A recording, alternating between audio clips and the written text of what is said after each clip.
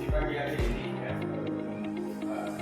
ini dengan sama-sama ya antara guru dan siswa ya tahun ini baru 2013 untuk kita sama-sama membuat peraturan dalam kelas ya. Jadi untuk mengawali kelas ini ya, marilah kita sama-sama membuat peraturan dalam kelas ya, yang akan menjadi landasan dalam Anda beraktivitas. Karena yang diinginkan yaitu Anda dapat belajar dengan baik ya, dan melaksanakan semua kegiatan yang ada di sekolah ini dengan baik. Peraturan kelas dan keyakinan kelas ya. Pertama, peraturan dan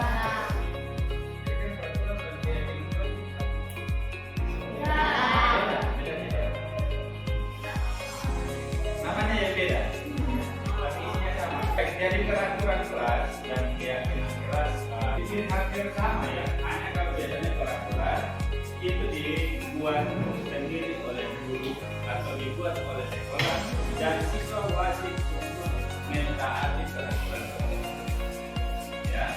Peraturan dibuat sendiri oleh guru ataupun pihak sekolah dan siswa wajib untuk apa? Mentaati sama peraturan yang telah dibuat. Sedangkan keyakinan kelas ya, itu dibuat bersama antara guru dan siswa. Guru dan siswa sama-sama menyepakati satu keyakinan yang menjadi landasan hukum di dalam kelas. Ya, paham ya? Jadi hari ini apa yang kita buat? Peraturan atau keyakinan? Nah, yang sekarang Pak Guru maksud sama-sama Anda dan Pak Guru mau buat ini. Peraturan kelas atau keyakinan kelas? Keyakinan kelas. Keyakinan kelas. Ya, tadi Pak Guru lagi. Kalau peraturan berarti Pak Guru sendiri buat. Pak Guru buat, Pak Guru tempel. Anda wajib untuk mentaatinya. Sedangkan kalau keyakinan itu dibuat bersama antara guru dan siswa. Kita sama-sama menyepakatinya. Ya, jadi jangan ada kemauan Pak Guru. Ternyata Pak Guru akan membagikan kertas ini, ya, masing-masing menuliskan satu peraturan yang akan diterapkan di dalam kelas. Nama di bawahnya peraturan apa yang Anda inginkan di dalam kelas ini. Misalnya nama Andra. Peraturannya dilarang terlambat atau Lola. Peraturannya dilarang makan di kelas.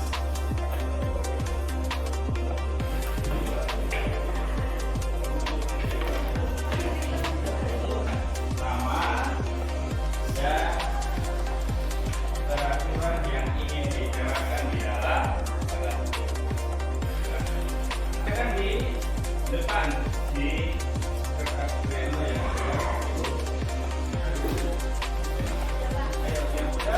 nanti Tidak boleh balik nih. Tidak boleh balik.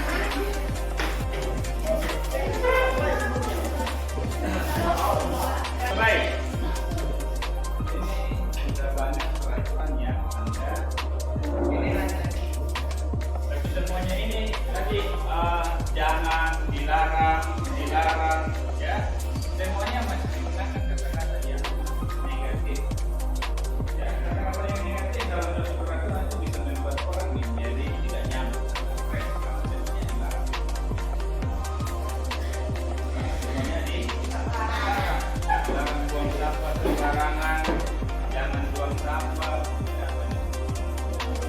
dilarang membuang sampah, dilarang menyontek, dilarang mengejek, tidak boleh berisik, mencuri.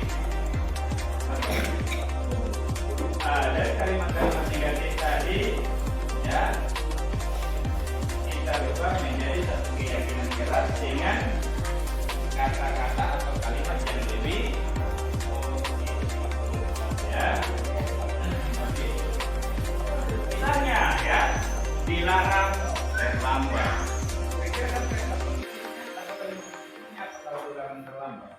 Dilarang terlambat berarti masuk sekolah tepat waktu. Jadi kan dengarnya kan lebih enak. Dilarang terlambat itu kalimat negatifnya. Jika dibuat menjadi satu keyakinan keras dengan menggunakan kalimat yang positif berarti masuk sekolah tepat waktu. Jangan membuang sampah sembarangan. Kira-kira kalimat positifnya membuang sampah pada tempatnya. Sudah dua ya. Tadi satu yang masuk sekolah tepat. Dan membuang sampah dalam kelas. Larang bicara saat guru mengajar. Jadi dilarang bicara. Kira-kira dibuat jadi keyakinan keras. Kalimatnya itu apa? Dilarang. Jangan tidak boleh. Menjadi apa? Berbicara. Jadi kalimat positifnya menghargai sesama. Jadi menghargai sesama ini sama dengan tadi mengejek atau menghina. Dilarang merokok berarti apa? Menjaga kesehatan.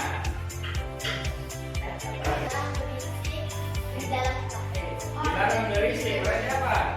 Berbicara sopan santun.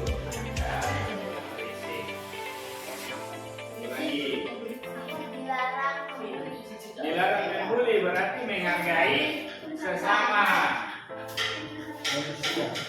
Semua peraturan yang telah Anda buat ya telah kita rubah menjadi satu keyakinan. Ya, dari semua peraturan yang tadi Anda buat dilarang mengejek, dilarang merokok, dilarang terlambat, dilarang membuang sampah sembarangan, tidak boleh makan saat pelajaran, ya, dan lain sebagainya telah kita rubah menjadi satu keyakinan. Ya. Dari yang awalnya menggunakan kata-kata yang negatif kita rubah menjadi kata-kata yang positif. Masuk sekolah tepat waktu ini sama dengan apa? Dilarang terlambat. Membuang sampah pada tempatnya. Ini sama dengan apa? Dilarang apa? Membuang sampah sembarangan. Telah kita sepakati ya satu keyakinan keras. Mudah-mudahan keyakinan keras yang telah kita sepakati bersama dapat Anda terapkan ya demi kenyamanan di dalam kelas. Demikian ya. Baru akhir pertemuan kali ini. Assalamualaikum warahmatullahi wabarakatuh. Waalaikumsalam warahmatullahi wabarakatuh.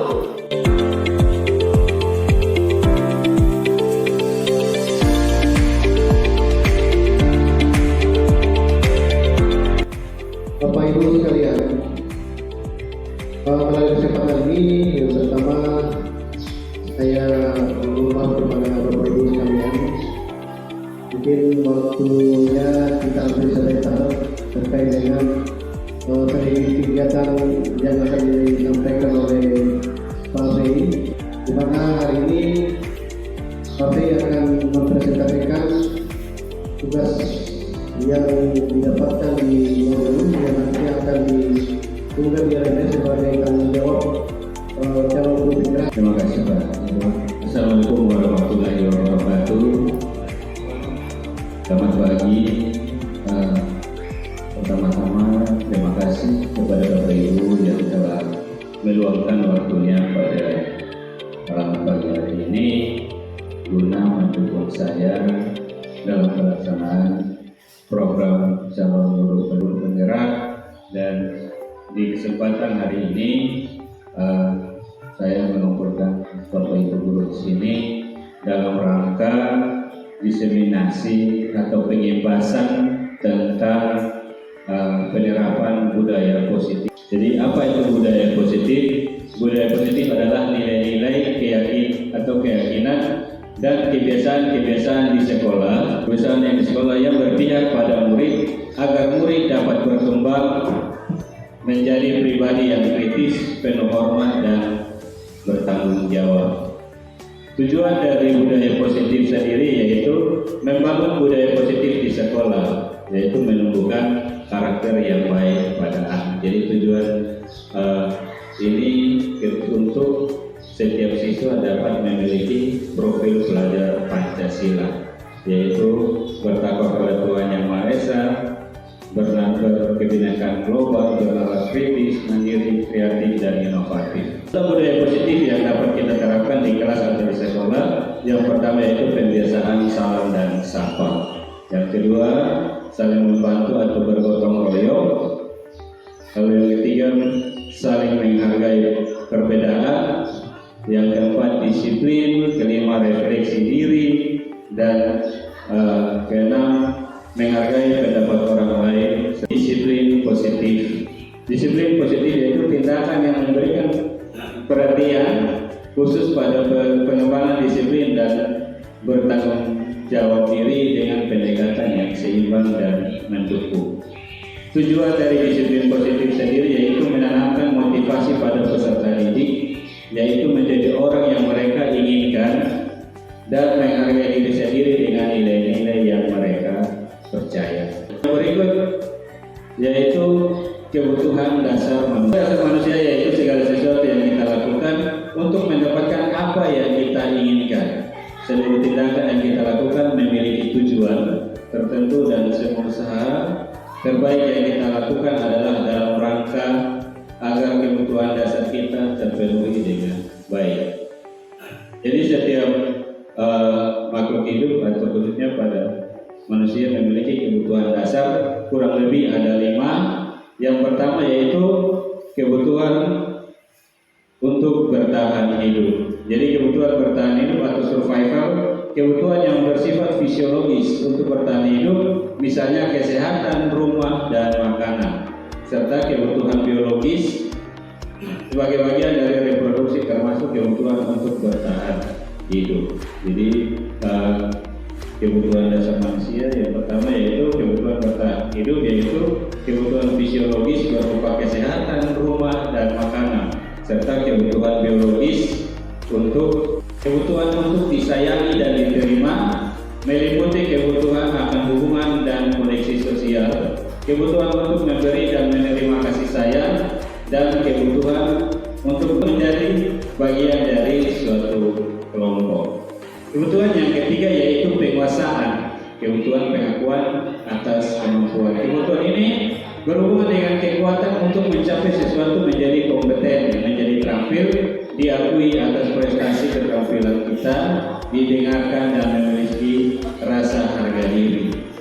Jadi ini biasa terdapat pada siswa-siswa yang kita anggap sebandel.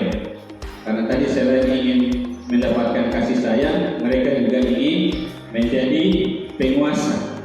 Jadi siswa-siswa ini biasanya ingin menjadi pemimpin. Dan jika mereka tidak mendapatkan apa yang mereka inginkan, biasanya ada timbul rasa kecewa. Yang keempat yaitu kebebasan. Kebutuhan untuk bebas adalah kebutuhan akan kemandirian, otonomi, memiliki pilihan dan mampu mengendalikan arah hidup seseorang. Yang kelima yaitu kebutuhan kesenangan, kebutuhan untuk merasa senang, kebutuhan untuk mencari kesenangan, bermain dan tertawa. Lalu yang berikut yaitu posisi kontrol guru. Yang pertama yaitu sebagai penghukum. Seorang penghukum bisa menggunakan hukuman fisik maupun verbal. Orang-orang yang menjalankan posisi penghukum senantiasa mengatakan bahwa sekolah memerlukan sistem atau alat yang dapat lebih menekan murid-murid lebih dalam lagi. Pada posisi ini, guru sering berkata, patuhi aturan saya atau awas. Yang macam-macam, masih ikut apa yang perlu mau. Dan yang kedua, kamu selalu salah. Jadi apapun yang dilakukan oleh siswa siswa, mungkin menurut siswa itu baik, tapi jika kita di dalam posisi sebagai penghukum, semua yang dilakukan siswa adalah salah. Posisi kontrol yang kedua yaitu membuat merasa bersalah.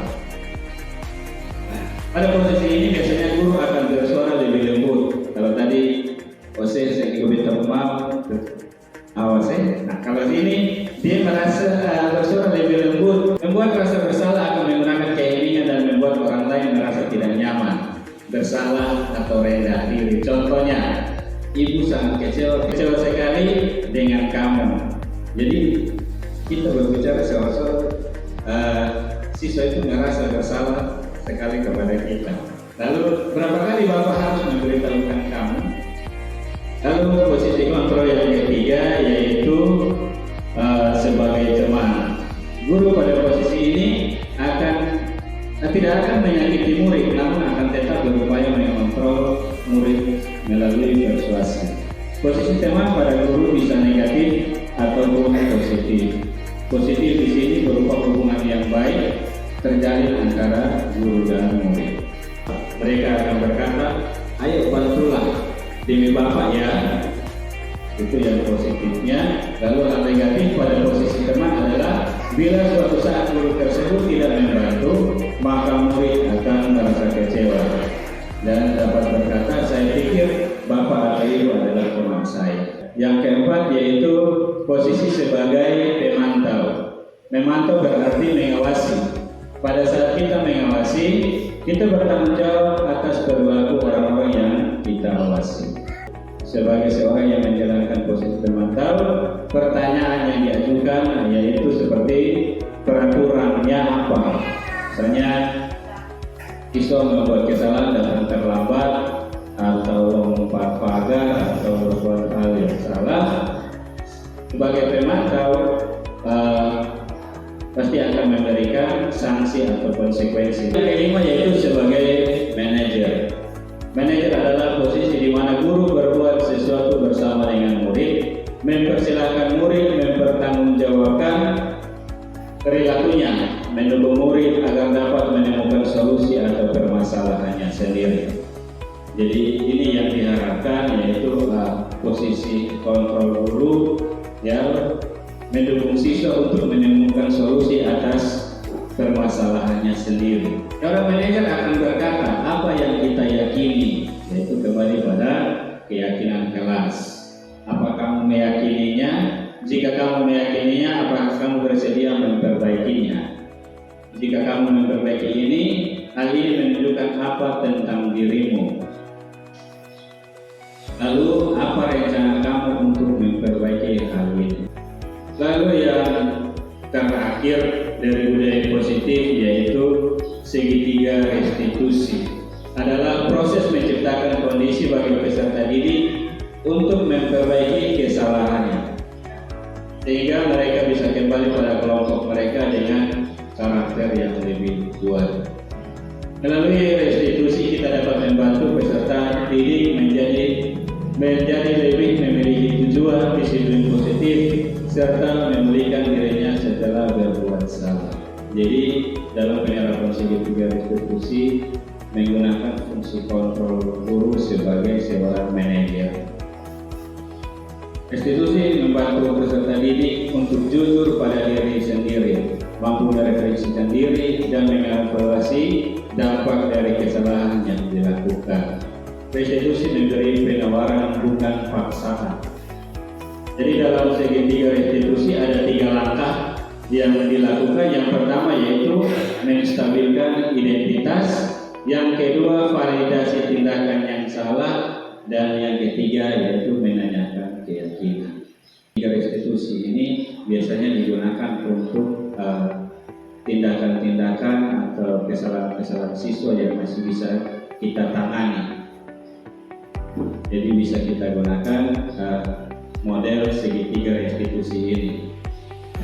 Untuk kesalahan-kesalahan yang fatal, misalnya tawuran atau pembulian atau adu fisik antara siswa, segitiga restitusi bukan tidak tepat, hanya kurang tepat.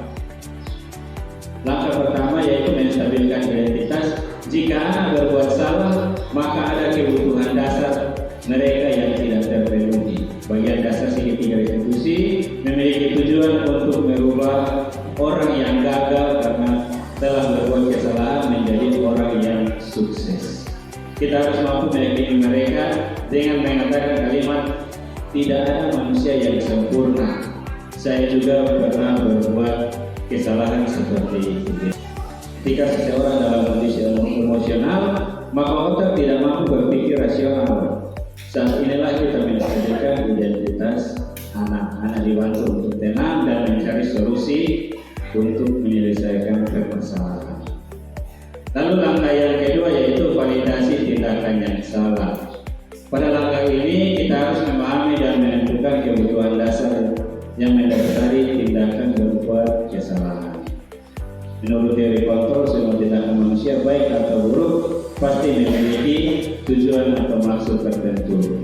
Ketika kita menolak anak yang berbuat salah, dia akan tetap dalam masalah. Yang diperlukan adalah kita memahami alasan melakukan hal tersebut sehingga anak merasa dipahami. Kalimat yang dapat digunakan yaitu, kamu pasti punya alasan mengapa kamu melakukan hal tersebut. Ini untuk memvalidasi tindakan yang salah. Lalu langkah yang ketiga yaitu menanyakan keyakinan. Teori kontrol menyatakan bahwa kita pada dasarnya termotivasi secara internal. Ketika langkah pertama dan langkah kedua sukses kita laksanakan, maka anak akan siap untuk dihubungkan dengan nilai-nilai yang dia percaya dan berpindah menjadi orang yang dia inginkan. Pentingnya menanyakan anak tentang kehidupan ke depan yang dia inginkan. Ketika mereka sudah menemukan gambaran masa depannya, guru dapat membantu mereka untuk tetap fokus pada gambarannya. Contoh pertanyaan yang dapat digunakan dalam langkah menanyakan keyakinan yaitu, kamu mau jadi orang seperti apa?